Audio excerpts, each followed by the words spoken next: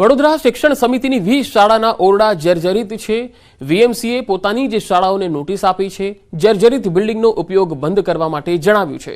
વીએમસીએ વૈકલ્પિક વ્યવસ્થા પહેલા આ નોટિસ ફટકારી છે। શાળા ખાલી કરવાનો આજે છેલ્લો દિવસ છે। હવે બાળકોને ક્યાં બેસાડવા એક મોટો સવાલ થઈ પડ્યો છે। હજારો બાળકોને જીવન સાથે થઈ રહ્યો છે ખેલવાડ। હરણી બોટકાંડ જેવી દુર્ઘટનામાંથી કોઈ શીખ નથી લીધી। સમગ્ર મામલે કોંગ્રેસે ઉગ્ર આંદોલનની ચીમકી આપી છે। શિક્ષણ સમિતિ પાસે એટલું ફંડ નથી કે નવા ઓરડા બનાવી શકે। જીવનના જોખમે બાળકોને શાળામાં અભ્યાસ કરાવાઈ રહ્યો છે। કોઈ હોનારત થશે તો જવાબદાર કોણ રહેશે? તો શિક્ષણ સમિતિની 20 શાળાઓ એવી છે કે જેના ઓરડા જર્જરિત છે। મનપાએ નોટિસ ફટકારી છે કે આ જર્જરિત ઓરડાઓ બંધ કરવામાં આવે। સવાલ એ છે કે 20 શાળાના વિદ્યાર્થીઓનું ભવિષ્ય જોખમાઈ ગયું। શું તેમને અન્યત્ર ખસેડવામાં આવશે? આ અંગેનો કોઈ નિર્ણય લેવાયો છે કે કેમ? આખરે શા માટે નથી કરાઈ વૈકલ્પિક વ્યવસ્થા? વૈકલ્પિક વ્યવસ્થા પહેલા શાળા બંધ કરવાની આ નોટિસ અનેક સવાલ ઉભા કરી રહી છે। આ કેવી બેદરકારી છે? જો શાળાઓ બંધ થશે તો વિદ્યાર્થીઓ ક્યાં બેસશે? એમને ક્યાંય શાળામાં અભ્યાસ કરવાનો રહેશે તેની કોઈ જ વ્યવસ્થા નથી। જર્જરિત ઓરડાની સમયસર મરામત કેમ ના કરાઈ? શું મરામત કરવા માટે તંત્ર પાસે પૈસા નથી? શિક્ષણ સમિતિ કહે છે કે તેમની પાસે ફંડ નથી, તો શું મહાનગરપાલિકા પાસે પણ ફંડ નથી? શાળા બંધ થશે તો વિદ્યાર્થીઓ ક્યાં બેસશે? આ એક મોટો સવાલ છે। આ મનપાની એક પોલ અહીંયા ખુલ્લી પડી છે। વડોદરામાં જે 20 શાળાઓ જર્જરિત છે તેને નોટિસ તો આપી દીધી કે ભાઈ બંધ કરી દો, પરંતુ બંધ કરશે તો આ વિદ્યાર્થીઓ કઈ શાળામાં જશે, અભ્યાસ ક્યાં કરશે તેની કોઈ જ વ્યવસ્થા નથી। આ સ્થિતિ છે મનપાની।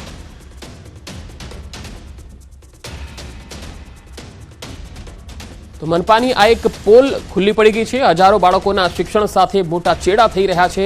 વડોદરા મનપાની ઘોર બેદરકારી, કારણ કે મનપા સંચાલિત શિક્ષણ સમિતિની જે શાળાઓ છે આ શાળાઓના ઓરડા એટલા જર્જરિત છે કે મનપાએ ખુદ આ શાળાઓને બંધ કરવાની નોટિસ આપી છે અને અહીંયા અભ્યાસ ન કરવાની નોટિસ આપી છે। હાલ ફોન લાઈન પર વડોદરા મહાનગરપાલિકાના વિપક્ષના નેતા અમીબેન રાવત જોડાયા છે। અમીબેન, મનપાની એક તરફ નોટિસ છે કે જર્જરિત શાળાઓ બંધ કરી દેવી અને બીજી તરફ આ બાળકો ક્યાં ભણશે તેની કોઈ વ્યવસ્થા નહીં। આ કયા પ્રકારનો વહીવટ? શું કહેશો? શિક્ષણ સમિતિની શાળાઓ એટલે વડોદરા મહાનગર સેવા સદન સંચાલિત શાળાઓ। એની નિભાવણીની સંપૂર્ણ જવાબદારી મહાનગર સેવા સદનની હોય તો સેવા સદને કોણે નોટિસ આપી? પોતાની જાતને નોટિસ આપી? સવાલ એ થાય છે કે જ્યારે તમને મેન્ટેનન્સ કરવાની જવાબદારી સુધી શાળા જર્જરિત થઈ ગઈ ત્યાં સુધી મેન્ટેન કેમ ના કરી? આની રિસ્પોન્સિબિલિટી કોની હતી? એમાં બાળકોનો શું વાંક? અને આજે એક્ઝામ વખતે તમે લગભગ 10,000 વિદ્યાર્થીઓનું ભવિષ્ય આ રીતે અંધકારમય રીતે ડિસિઝન લો તો આ યોગ્ય ના કહેવાય। વૈકલ્પિક વ્યવસ્થા કરવાની જવાબદારી બી આજ મહાનગર સેવા સદનની છે। કોઈ બી સંજોગમાં વડોદરા મહાનગરપાલિકા એની જવાબદારીમાંથી છટકે નહીં। આ તો એવું ફલિત થાય છે કે પોતાની જવાબદારીમાંથી કાલ ઉઠીને ના કરે નારાયણ કોઈ એક્સિડન્ટ થાય તો કોર્પોરેશનના અધિકારીઓ પોતાની જવાબદારીથી છટકવા માટે આ નોટિસ આપી એવું દેખાઈ રહ્યું છે। બાકી તમે જોશો તો આ બધું સ્ટાર્ટ થયું બોટકાંડ પછી। બોટકાંડમાં કોર્પોરેશનની બેદરકારી સામે આવી, હજી સુધી જવાબદાર અધિકારીઓ સામે પગલાં નથી લીધા અને હવે પોતાની જાત બચાવવા અધિકારીઓ તમામ જગ્યાએ ફાયર સેફટી ને બધી નોટિસીસ આપીને બંધ કરાવે છે। ત્યાં તો એવું થયું કે એક વાહન ચાલકનો એક્સિડન્ટ થયો તો તમામ વાહનો બંધ કરી દેવા। આ રીતના તગલકી ડિસિઝન્સ બી ના લેવાય।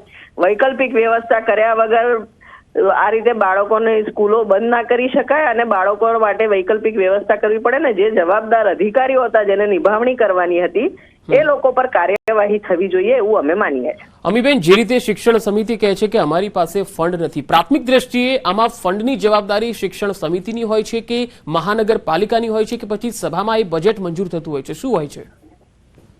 સર્વ શિક્ષણ અભિયાન અંતર્ગત દરેક શાળાઓ પાસે ફંડ હોય છે। મહાનગર સેવા સદન બી પોતાના જ બાળકો માટે ફંડ ના ફાળવે એવી તો વડોદરા મહાનગર સેવા સદનની હાલત નથી અને આ જવાબદારી તો વર્ષોથી હતી। જર્જરિત થઈ ત્યાં સુધી શાળાના શિક્ષકોને ખબર નહોતી, આચાર્યોને ખબર નહોતી કે અમારી પાસે ફંડ નથી। આચાર્યોએ જો માંગણી કરી હોય તો એના પુરાવા આપે તો પછી જેને મેન્ટેન કરવાનું હતું એમને કેમ નથી કર્યું? આજ સુધી સભામાં ધ્યાન કેમ નથી દોર્યું એની વાત છે। દરેક સભાસદે બી આ વાતે પત્ર લખ્યા છે, અમે પોતે બી પત્ર લખ્યા છે, અવારનવાર મીડિયામાં બી આ સ્કૂલો બતાવી છે। પણ જી અમીબેન, આભાર અમારી સાથે જોડાવા માટે।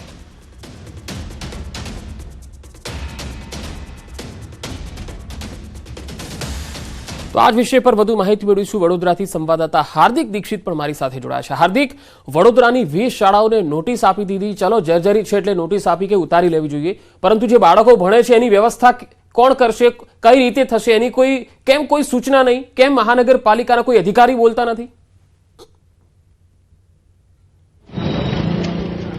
બિલકુલથી પંકજ, જો સમગ્ર મામલે વાત કરીએ તો નોટિસ આપીને પોતાની જવાબદારીમાંથી છટકી જવું એ વડોદરા મહાનગરપાલિકાના જે સ્માર્ટ અધિકારીઓ છે તેમની હવે ફિતરત બની ગઈ હોય તેમ લાગી રહ્યું છે।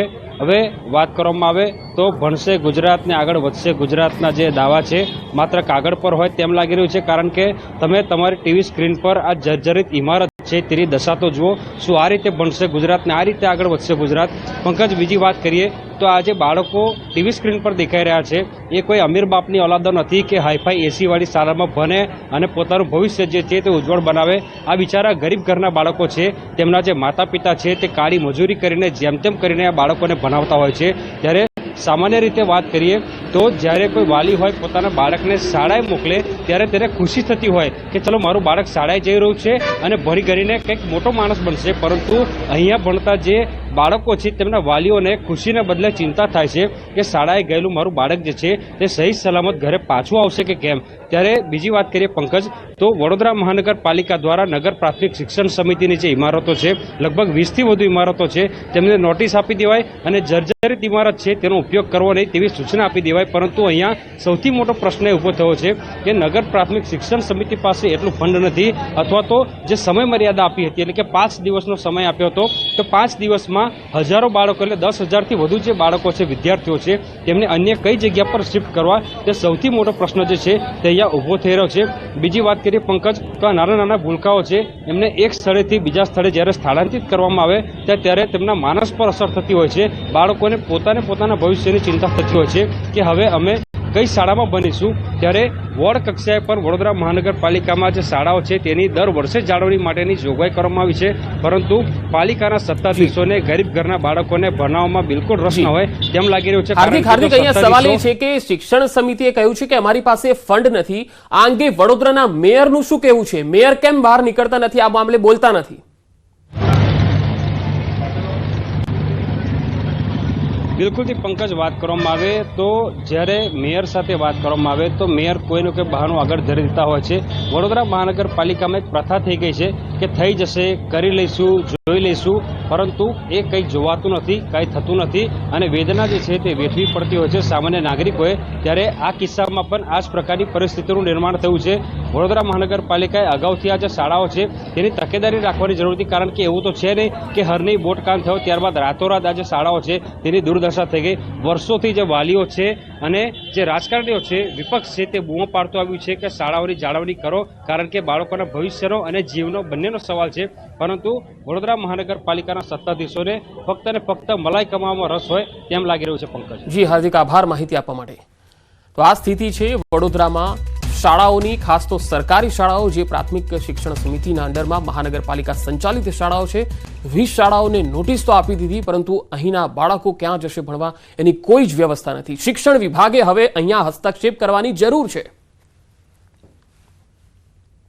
જેવી અમને મૌખિક સૂચના મળી છે તરત જ અમે એસએમસી મીટિંગ કરી છે, વાલીઓને જાણ પણ કરી છે। ઓછામાં ઓછી 25 થી 30 વાલીઓ હાજર રહ્યા હતા તેમનું રોજનું કામ મૂકીને, અને અમારા માટે અહીંયા બાળકો માટે અમારા માટે હાજર રહીને તરત જ એમને અમે જાણ કરી હતી કે આ રીતનું અમારું પ્લાનિંગ છે અને આગામી 1-2 દિવસમાં આપણે શાળા શિફ્ટ કરી લઈશું।